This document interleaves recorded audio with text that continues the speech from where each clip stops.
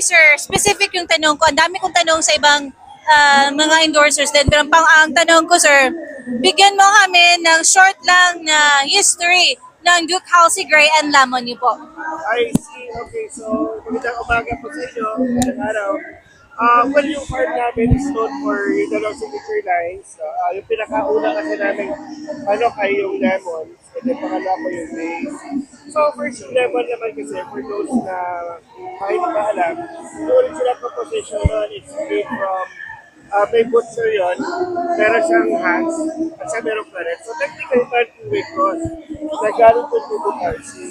And then during the 70s, kung nag-start si Daddy McLean, yun yung pinaka-first niya ng planta yung kukuha na lemon. And then yung lemon guapo naman, nangyari yun, during the 80s, wherein nagkaroon ako ng konting problem sa farm. And then meron siya naiwang isang manok na pinahiram na muna sa volantero ng sa Bunso na Carlota.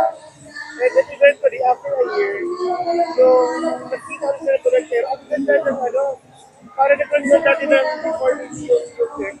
And then nung nakita yung manok, labas ko na yun. And then nung kinuha niya ulit, maganda, naging guwapo yung manok, kaya tinawag yung lemon guwapo. Lemon guwapo. Yun yung parang story ng lemon guwapo namin. About Gray, well, Ducal si Gray, galing ko rin sa Ducal si. Pero yung nakuha niya yung first na foul, galing yun sa kay former mayor Donoy ng Senador ni Nela Carlota na pinoconsider niya as his mentor when it comes to politics.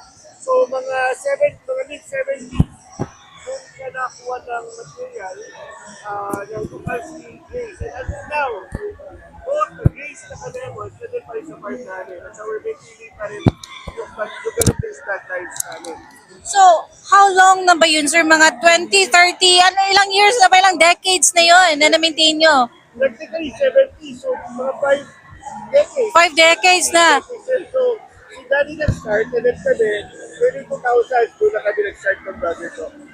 Nag-involve sa Duke County. So,